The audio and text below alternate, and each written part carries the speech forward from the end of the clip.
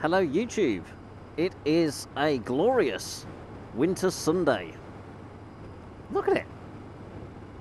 If it weren't for people wearing coats and stuff, you'd think it was the height of summer. Give me fuel, give me fire, give me that which I desire.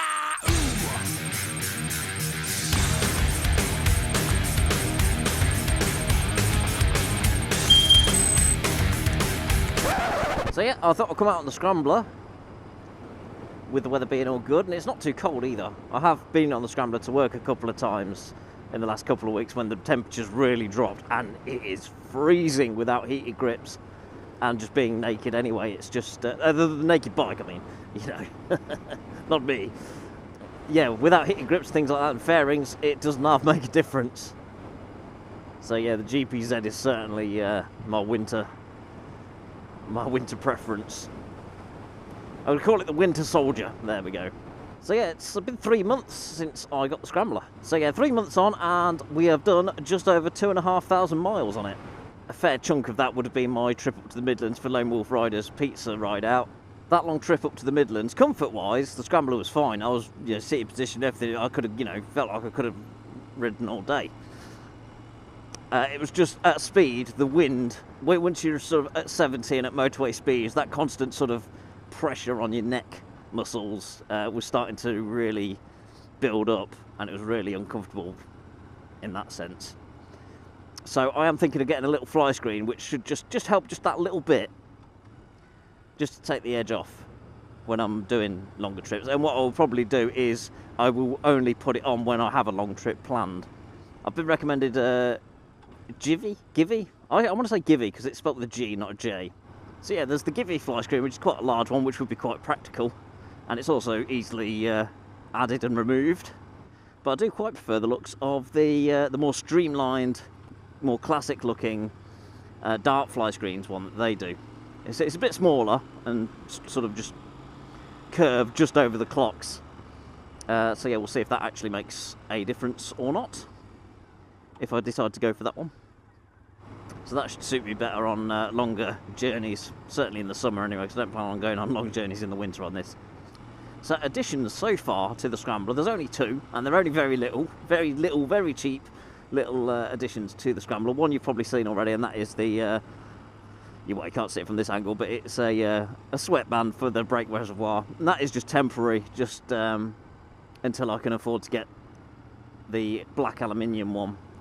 There's the CNC machine aluminium one that Triumph do, which is quite nice, or British Customs do one that's a bit more direct, because I think the Triumph one's still got this like rubber hose kink thing there, whereas the British Customs one, they do one that's sort of more directly mounted onto where the hose goes into, so it's a bit cleaner.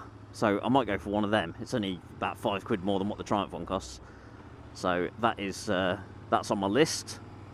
I think I will change the mirrors, just something that's either the same sort of thing like this, but pitched a bit lower down, because they really do add quite a lot of height to the bike, and I think it'd be a bit better if that sort of overall height was just that little bit lower. So I'll either get some sort of lower pitched stemmed mirrors, or some bar end ones, which do look quite good. Yeah, so it may well be bar end mirrors, I think. We'll see how I get on with them. Great thing is, if I don't like them, I can take them off, put the original ones back on, and thank you, sir. At least someone's paying attention. No point blocking us off if you can't go anywhere. Keep the traffic flowing and all that. So yeah, I can take the bar end ones off if I don't like them. I can sell them on the forums or whatever, or eBay, and get something else. Now the other little upgrade is the choke knob. Well, it's not really a choke knob, it's a fast idle switch, disguised as a choke knob. Now you can buy the Triumph branded ones for like £25 from Triumph, or there's cheaper ones on eBay, so I went looking on eBay for some, even if it was just more of a temporary thing. But this one I've got through is actually fairly decent quality, and it looks pretty good. And they do all sorts of different designs. I've gone for, well, I'll insert the clip here of me showing you it. So there we go, the sweatband, brake reservoir, cover, keeping the brake fluid nice and warm. No, it's actually... Oh dear, we're a bit messy, aren't we? We need to have a clean. But anyway, that's the fast idle knob, or choke knob if you prefer. But yeah, basically fast idle, because you got them 2 positions. Union flag design. It's pretty good from this one. It was like £7. So yeah, bargain, and it feels well enough made, and it comes without that. You stick that in yourself, which I'm a numpty and I stuck it on before I attached it, so it's not straight, which is a little bit annoying, but you do get 2, so I could peel this one off and put the other one on and straighten that up, and that'll be all good. We're looking good on this side, but yeah, the other side looks quite dirty, so yeah, we'll have to have a wash later. As for future customisation, on my list I've got the fender delete kit, as they call it, which gets rid of that whole rear fender, puts the number plate a bit closer up underneath the seat, and changes the brake light and rear indicators, and also comes with matching front indicators. Because one thing I've found I don't really like after these last couple of months is the indicators. They do stick out a bit. I like the size and the shape and the styling of them, but it's just the stems they just stick out too much for my liking. So I will be looking at some kind of shorter alternative, maybe a different style. But yeah, there's that. They usually all come as part of a kit. So if I'm going to get rid of the rear fender, I might as well get one of them kits. But I probably won't do that until I do the exhaust, because I think I said this in my walk around video, if you take away the fender, it kind of disturbs the current lines where the current exhaust is. It'll make it look like that's sticking out by a massive amount. So I'll probably change the exhaust first, which we'll talk about in a minute, and then yeah, get the fender delete kit at that same sort of time, just so it sort of tidies the whole back end up there. At the minute, don't get me wrong, I like how it looks now.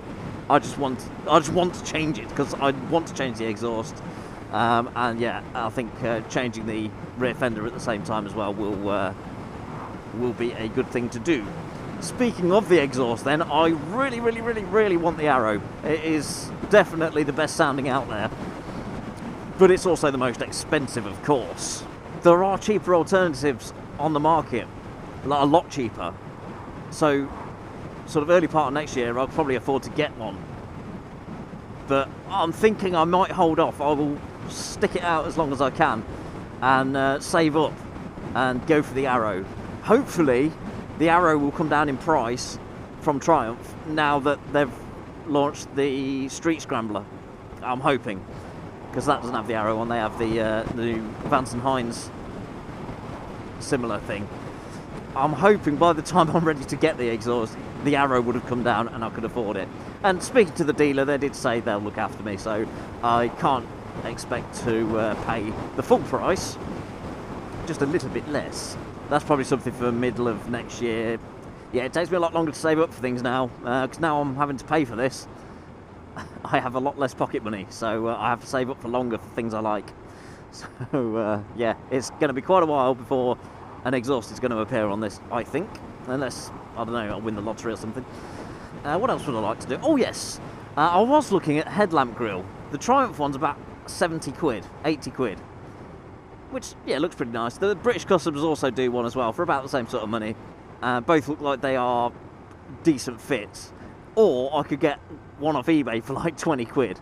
However, the fitting for them just doesn't look quite as good. It's a bit messy. Looks like it may. It just sort of clips on around the edges of the headlamp, so I imagine that might cause a bit of scratching and things. Whereas the Triumph and British Customs one, they mount to where the headlamp bolts mount on.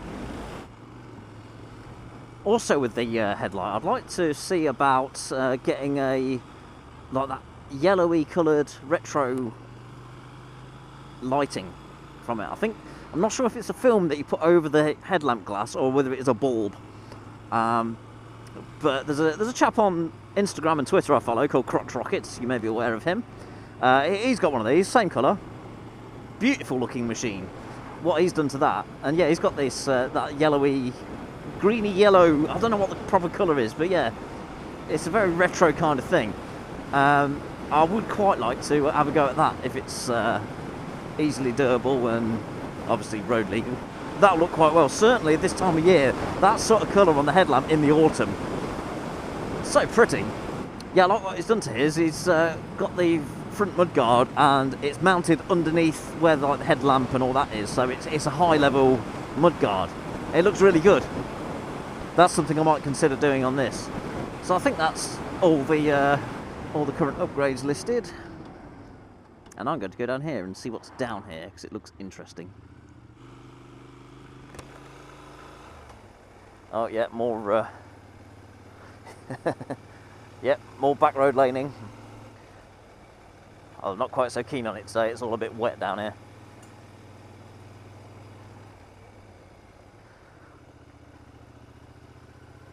That's one thing I was going to say last week actually in the video when I was out exploring.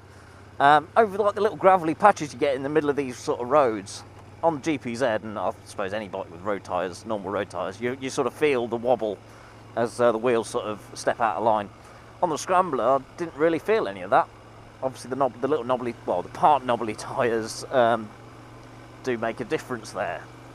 So yeah, overall, I am loving the Scrambler, and I really can't wait to get some more custom bits done to it. I also wanted to talk about what it's like having two bikes now.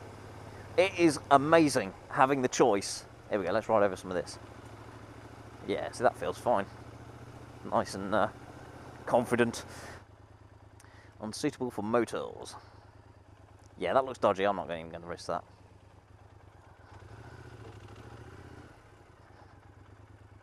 There's a gate up ahead, so I can't really go any further. So yeah, we'll spin it round here. Yeah, if in doubt, walk it around. This looks fun though. That's probably the closest to off-roading I've done. So yes, my main worry about having a new bike and keeping the GPZ would be that when I was riding the GPZ, I'd feel like I'd rather be riding the new bike. And I have to say, that is not the case. When I'm on the GPZ, I'm quite happy. Quite happy to be riding that. Because I would have thought that, yeah, whatever I get, it's going to make the GPZ feel underpowered and sluggish and boring. And it really isn't. The GPZ is still a lot of fun. And the GPZ for speed and handling is probably a little bit better than the Scrambler. On the road, that is, of course. It's more comfortable at speed because it's fared. It's nice and comfortable going faster on the GPZ than it is on the Scrambler. And difference of power, it's actually about the same. The figures say that the Scrambler's about the same horsepower as the GPZ, but the Scrambler's got the torque, certainly. So yeah, the Scrambler's better at lower down punch, whereas GPZ is a little bit slow to sort of get up to speed. But once you're in the right rev range, you still don't have any trouble really. It's good. So yeah, things are pretty good bike-wise for me. Quite happy with myself. Yeah. So there we go, that's where we're at, 3 months on with the Scrambler. Thank you all for watching, ride safe, and I'll see you on the next one. Oh, I love it. The amount of lean you can put on these things going around the corners.